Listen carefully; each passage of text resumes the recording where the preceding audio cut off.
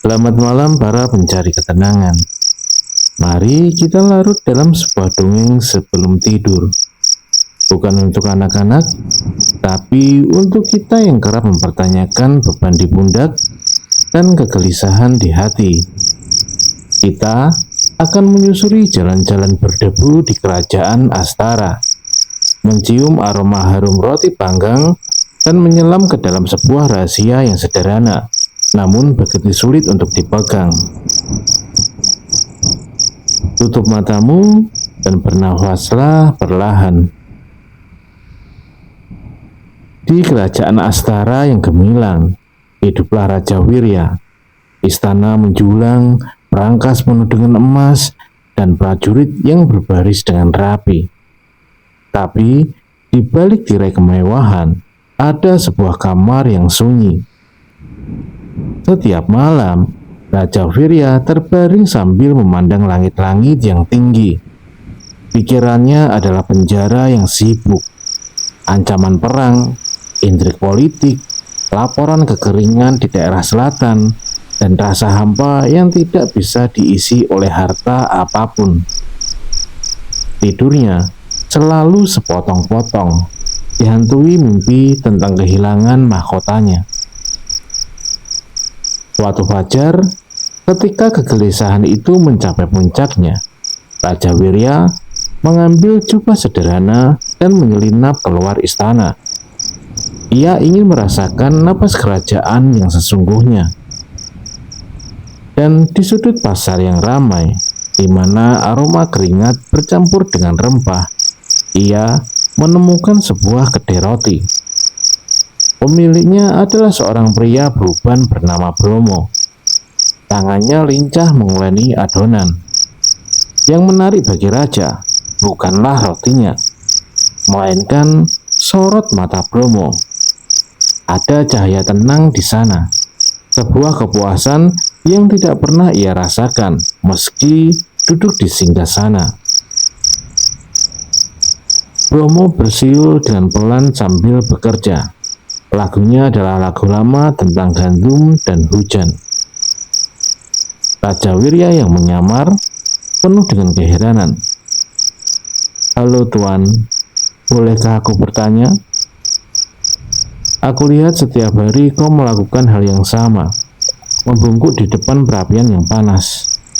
Tapi mengapa wajahmu terlihat begitu damai?" Bromo tersenyum tanpa menoleh. "Ah, tamu yang baik.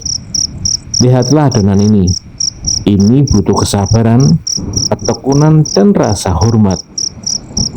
Aku tidak membuat roti untuk dijual, melainkan aku berdialog dengan mereka. Dan saat seseorang menggigit rotiku dan mereka tersenyum, rasanya seperti menghangatkan dunia, sepotong demi sepotong." Raja Wirya mengernyitkan dahinya. "Oh, tidakkah kamu khawatir jika besok tiba-tiba tidak ada yang membeli rotimu? Atau jika penyakit datang? Atau tiba-tiba perang melanda?" Bromo mengangkat bahunya, masih juga tersenyum. "Kekhawatiran itu, Tuan, hanya seperti garam. Kalau sedikit akan memberi rasa, tapi kalau terlalu banyak akan merusak adonan. Makanya aku fokus pada hari ini, pada adonan di tanganku saat ini, pada api yang harus kujaga suhunya. Kalau besok, biarlah datang dengan adonannya sendiri. Bukankah begitu?" Kata-kata itu membakar hati Raja Wirya, bukan dengan api kemarahan, tapi dengan api kerinduan. Ia ingin memiliki ketenangan itu, ketenangan yang dia miliki jauh ketika dia masih kecil. Ia merasa rahasia kebahagiaan terletak pada pekerjaan sederhana itu. Raja Wirya kembali ke istana dengan tekad baru, tapi sifat dasarnya sebagai penguasa muncul. Ia tidak mau belajar. Ia ingin memerintah kebahagiaan itu. Ia memerintahkan Bromo untuk mengajarinya membuat roti, tapi dengan ancaman. Jika dalam sebulan ia tidak merasakan ketenangan yang sama, Bromo akan kehilangan kedainya. Bromo dengan sedih menyetujuinya.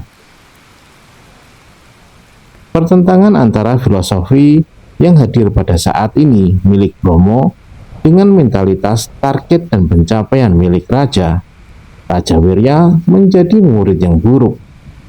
Tangannya kaku, pikirannya selalu melayang ke urusan negara, dan dia terus-terusan bertanya, "Sudah bahagiakah aku sekarang?"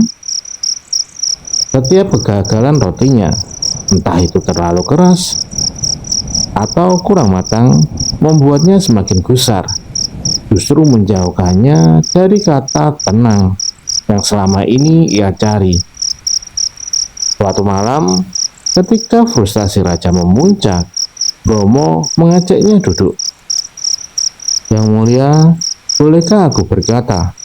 Sepertinya Yang Mulia menyangka kebahagiaan adalah sebuah benda, seperti mahkota yang ada di kepala Yang Mulia, yang bisa diambil dan dipakai. Bukan itu, Yang Mulia. Kebahagiaan seperti aroma roti yang baru matang, bisa dirasakan tapi tidak bisa dikurung dalam kotak. Letakkan mahkotamu Yang Mulia, biarkan dirimu yang lain, yang bukan raja, yang datang ke sini." Raja Wirya terpana. Keesokan harinya, ia melakukan sesuatu yang gila. Ia meninggalkan istana tanpa pemberitahuan, mengenakan pakaian compang-camping, dan menyewa sebuah gubuk kecil di tepi pasar sebagai Bromo kedua. Ia memutuskan untuk menjadi Bromo. Ia percaya itu adalah kuncinya. Ia menjual roti buatannya, walaupun sering gagal, dengan harga yang murah. Ia menyembunyikan identitasnya. Selama beberapa hari, ia merasakan sensasi kebebasan. Tapi lama-kelamaan, klimaksnya pun tiba. Hujan badai melanda selama 1 minggu. Banjir merendam pasar. Tidak ada pembeli. Rotinya menumpuk dan berjamur.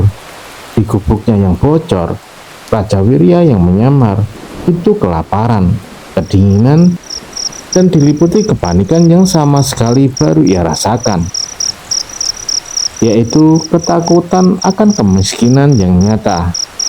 Ia menyadari dengan pahit bahwa ketenangan Bromo bukan datang dari menjadi pembuat roti, tapi dari penerimaannya dan ketulusan hatinya dalam kondisi apapun. Sementara dirinya hanya berpura-pura. Ia tidak bahagia sebagai raja, dan ia juga tidak bahagia sebagai pembuat roti palsu. Ia tersesat di antara kedua dunia. Dalam titik nadinya terdengar kepanikan di pasar. Sebuah keluarga kecil terjebak dalam banjir. Insting Raja Wirya menjadi pemimpin bangkit. Ia lupa akan penyamarannya. Dengan suara yang lantang, ia memimpin dan mengkoordinasi warga untuk menyelamatkan keluarga itu. Keputusannya tegas, semangatnya membara. Saat itu, tanpa mahkota, ia adalah raja. Dan di tengah kekacauan itu, ia melihat Bromo, yang juga membantu, memandangnya dengan senyuman tahu.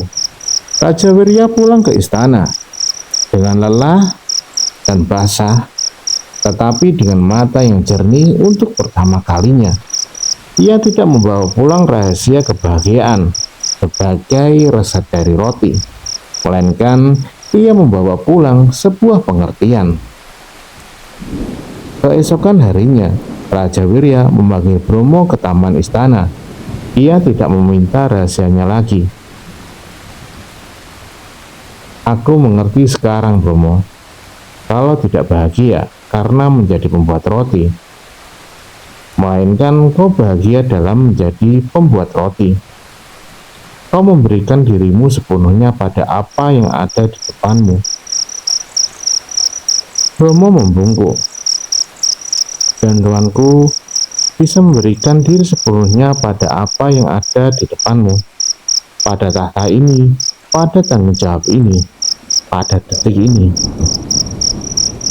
Sejak saat itu, Raja Wirya berubah. Ia tak lagi berusaha menjadi Bromo kedua. Ia menjadi Raja Wirya dengan sosok yang lebih baik. Ia tetap memimpin, mengambil keputusan yang berat, tetapi sekarang ia melakukannya dengan kehadirannya yang penuh. Ia belajar menikmati secangkir teh hangat di balkon, mendengarkan keluh kesah petani dengan telinga yang sabar, merasakan kepuasan setelah menyelesaikan sebuah kebijakan untuk rakyat.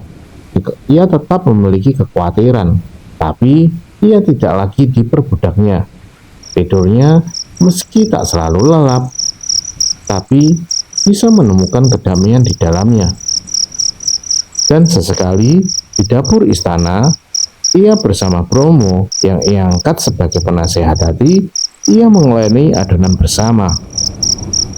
Bukan untuk mencari kebahagiaan, tapi untuk mengingatkannya bahwa hidup seperti adonan terbaik. Dihidupi satu tarikan nafas, satu hentakan tangan, dan saat ini juga.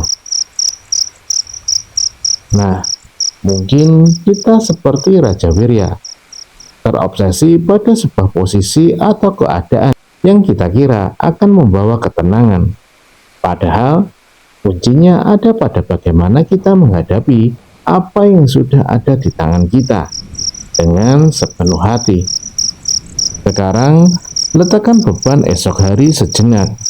Rasakan napasmu malam ini dan biarkan dirimu hanya ada pada saat ini. Sekarang, tidurlah. Semoga malam ini membawamu ke dalam sebuah kedamaian, bukan jawaban.